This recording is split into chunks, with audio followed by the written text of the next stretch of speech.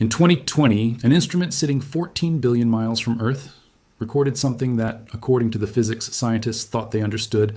was supposed to last about a week and then quietly fade away. It did not fade away. 5 years later, in 2025, it was still there, still elevated, still refusing to return to normal, and the researchers who have spent their careers studying this exact region of space are now openly admitting, in published peer-reviewed papers, that they do not know why. This is not a rumor. This is not a repackaged old headline pretending to be new. This is a live, ongoing, currently unresolved anomaly sitting in real data from the only spacecraft ever built that could have detected it in the first place. Its name is Voyager 1, and what it just confirmed about the space beyond our solar system is forcing physicists to rethink something they thought had been settled years ago. Stay with me, because this is one of those rare moments where the phrase, "We cannot explain this," is not a marketing hook. It is a direct quote from the people who built the instruments doing the measuring. To understand why this matters, you first need to understand exactly where Voyager 1 is, and why no other instrument in human history has ever been in a position to find what it just found. Voyager 1 launched in September of 1977, and after flying past Jupiter and Saturn, it kept going, farther than any spacecraft before it, until in August of 2012, it crossed a boundary called the heliopause, the true physical edge of our solar system, the point where the sun's constant outward stream of charged particles, the solar wind, finally loses its strength against the pressure of the interstellar medium pressing in from the other side. Crossing that boundary made Voyager 1 the first human-made object in history to leave the solar system entirely and enter true interstellar space, the vast region between star systems that no scientific instrument had ever directly sampled before. It has been out there ever since, moving at roughly 38,000 miles an hour, currently sitting somewhere around 160 astronomical units from the Sun, well over 14 billion miles away, transmitting data back to Earth across a distance so vast that a signal takes more than 22 hours to complete the one-way trip. On November 18th of this year, 2026, it will cross an entirely new milestone, becoming the first thing humanity has ever built to sit a full light day from Earth, meaning a command sent. From mission control will take 24 full hours just to arrive, and any response will take another 24 hours to come home, a round trip of 2 full days for a single exchange of information. Voyager 1 is not just far away. It is functioning right now as the only real-time weather station humanity has ever placed in interstellar space, and the two instruments still keeping that station running are its magnetometer and its plasma wave subsystem. Suzanne Dodd, the Voyager project manager at NASA's Jet Propulsion Laboratory, has described exactly what these remaining instruments let scientists do. She has compared the process to wading slowly into open water, watching the ripples and waves and other changing conditions shift the farther out you go, until at some point, far enough from shore, the environment settles into something new and different. Voyager's remaining instruments are measuring exactly those ripples, the interactions between our sun's magnetic field, the heliopause, and the true interstellar environment beyond it, and what those instruments have picked up over just the past several years has genuinely surprised the scientists analyzing the data.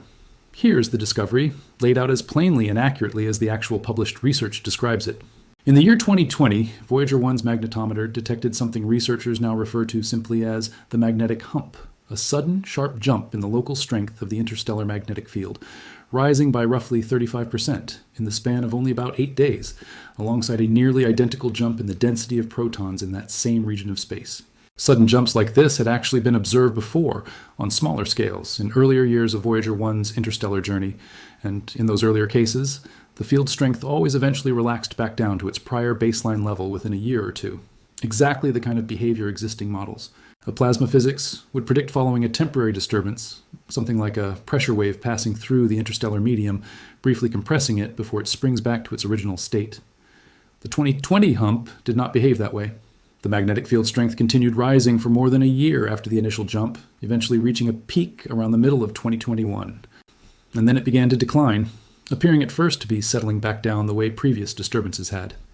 Researchers tracking the data even recorded the field strength returning to what looked like its expected post-jump baseline value by late 2021, roughly a year and a half after the initial spike. And for a moment, it seemed to be following the familiar pattern scientists had already documented in earlier, smaller events. Then it simply stopped relaxing. Instead of continuing to decline back toward its original pre-2020 baseline, the way every previous disturbance eventually had, the magnetic field strength plateaued at that elevated post-jump level and stayed there. Researchers studying Voyager 1's data all the way through the middle of 2025 confirmed that the magnetic environment in This region has remained, in their own words, remarkably distinct from the region the spacecraft passed through before the hump occurred, with field strength sustained at an elevated level between roughly 0.45 and 0.53 nanotesla AE, essentially locked in place, refusing to return to what it was before 2020, for going on 6 years now. On top of that persistent elevation, the direction the magnetic field points has been slowly, steadily rotating this entire time, accelerating in recent years toward what is called the nominal Parker spiral configuration, the theoretical default orientation predicted by decades-old models of how the sun's magnetic field should be shaped as it stretches outward through the solar system. Except Voyager 1 is not supposed to still be inside the sun's magnetic influence at all. It crossed into interstellar space back in 2012, watching the field slowly rotate toward a configuration associated with our own sun's magnetic structure, from a position the spacecraft has occupied for over a decade in what is supposed to be a completely separate galactic magnetic environment, is exactly the kind of detail that does not fit cleanly into the picture scientists built before Voyager 1 arrived there. This sits on top of an earlier, related mystery that researchers have been wrestling with since not long after Voyager 1 first crossed the heliopause. Nathan Schwadron, a researcher at the University of New Hampshire, led a study reanalyzing Voyager 1's magnetic field measurements against independent observations made by a completely different NASA mission called IBEX, the Interstellar Boundary Explorer, which studies the same region of space from a vantage point back near Earth by detecting energetic neutral atoms rather than sampling the plasma directly. IBEX had identified the likely direction of the pristine, undisturbed interstellar magnetic field using its own methodology, and when Schwadron's team compared that direction against what Voyager 1 was actually measuring firsthand from directly inside the environment in question, the two disagreed by more than 40 degrees. Not a small rounding discrepancy. A genuinely large mismatch between the direction the magnetic field is supposed to point according to independent measurements and the direction Voyager 1 is actually recording as it sits directly inside that field. Schwadron's explanation for the gap involves the idea that Voyager 1 is currently traveling through a magnetic field that has been distorted and deflected around the heliopause itself, comparing the effect to a rubber band stretched around the outside of a beach ball, bent out of its natural shape by the presence of our solar system pressing against it from the inside.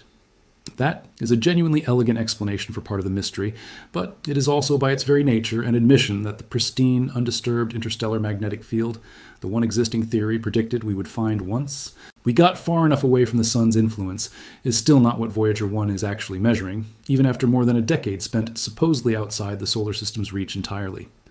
Put these two findings together, the magnetic hump that refuses to relax back to baseline after 6 years. It's in the more than 40-degree mismatch between the measured field direction and the direction theory predicts, and you get a genuinely open scientific question that nobody currently has a complete answer for. Is the sun's magnetic influence extending much farther into interstellar space than existing models assumed? Meaning Voyager 1, even at 14 billion miles from home, still has not reached truly pristine, undisturbed interstellar conditions at all? Is there some other structure out there, some feature of the local interstellar medium itself that current theory has not accounted for, actively reshaping the magnetic environment in ways nobody predicted before an actual instrument arrived to check? Researchers studying the plasma turbulence in this same stretch of space have noted that the intermittency, essentially the choppiness and irregularity of the fluctuations layered on top of this sustained elevated field, has shown its own unexpected behavior, briefly resurging in 2023 and again in late 2024 before settling back down, adding yet another layer of texture to an environment that was supposed to be comparatively calm and predictable by the time Voyager reached it. This is precisely the kind of finding that separates a genuine scientific mystery from manufactured internet drama, and it is worth being honest about exactly what is and is not being claimed here. Nobody studying this data is suggesting the fundamental laws of electromagnetism have broken down, or that some exotic new force has been discovered. What is genuinely, verifiably true is that the specific behavior of the magnetic field in this particular patch of interstellar space, immediately beyond the edge of our solar system, does not match what existing, well-established models predicted it would do, and the researchers actually running the numbers are saying so plainly in their own published words, rather than papering over the discrepancy. A disturbance that should have faded within a year or two instead locked into a new, persistent state, and has held there for roughly 6 years running. A magnetic field direction that should have matched independent measurements, taken from a completely different vantage point instead, differs by more than 40 degrees. Those are not small technicalities. Those are the kinds of gaps between theory and observation that, throughout the entire history of physics, have eventually led either to a deeper understanding of a mechanism nobody had previously modeled correctly, or to a genuine historic revision of the theory itself. And this is happening at precisely the moment when the tool responsible for finding it is running out of time to keep looking. Voyager 1's power supply comes from radioisotope thermoelectric generators, sealed containers of decaying plutonium-238 converting heat into electricity as the plutonium slowly breaks down, and that output has been shrinking by roughly 4 watts every single year since launch, a slow, aware, mathematically certain decline that simply cannot be reversed. Earlier this year, NASA's April 2026 mission update confirmed that engineers at the Jet Propulsion Laboratory had switched off Voyager 1's low-energy charged particle experiment specifically to conserve what little power remains.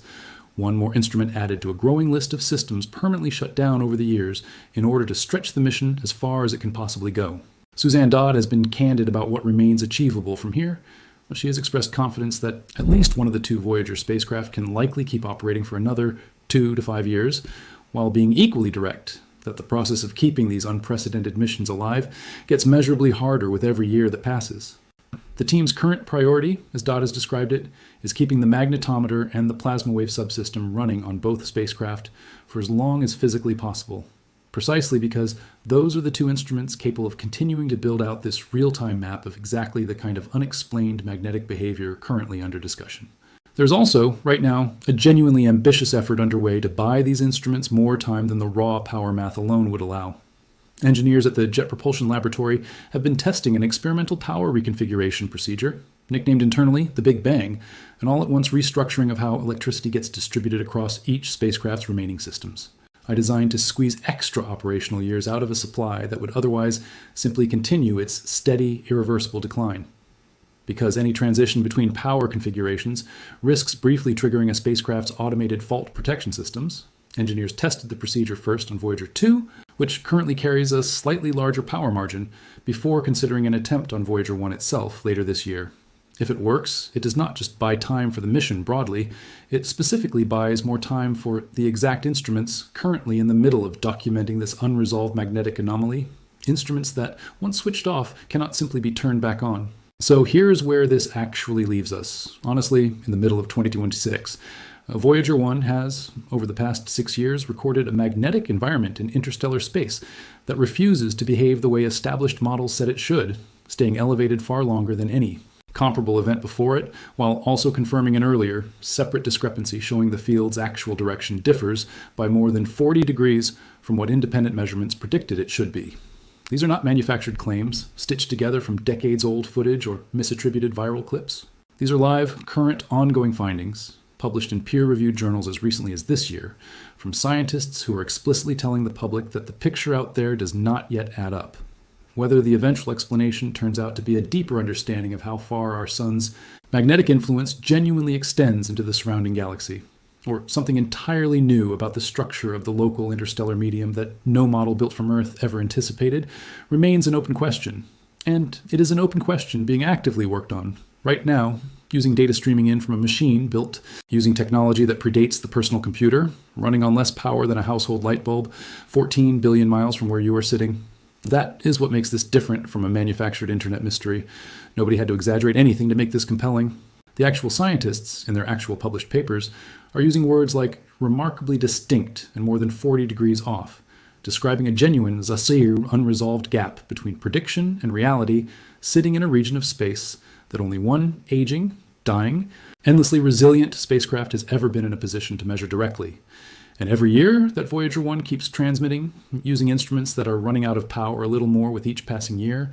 is one more year of real data pushing us closer to actually understanding what is happening out there before the signal eventually, finally, goes quiet for good. If you want to keep following this story as new data comes in, and as the Big Bang power procedure is tested on Voyager 1 later this year, subscribe and turn on notifications, because this is one of the rare mysteries in modern astronomy that is still being written in real time, and you will want to already understand it when the answer finally arrives.